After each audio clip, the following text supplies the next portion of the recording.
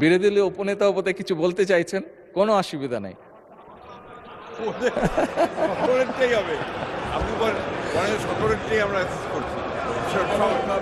মাননীয় স্পিকার, যে এক মিনিট, একটু আগে ফরিদপুরে 1 আসনের সংসদ সদস্য এসেছিলেন, উনিও কিছু কথা আমাকে বলেছেন। মাননীয় স্পিকার, আমি প্রথমেই বলেছি এই সংসদ বাংলাদেশের মানুষের জন্য, এই সংসদ বাংলাদেশের জন্য।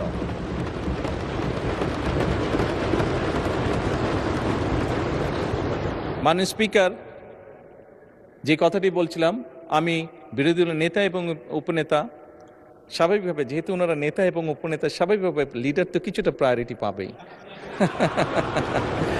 ওনাদের দুজনকে বলব, দয়া করে আপনাদের বিষয়গুলো যদি আমার অফিসেও যদি একটা কপি পাঠিয়ে দেন, আমি নিজে চেষ্টা করব দেখার জন্য বিষয়গুলো।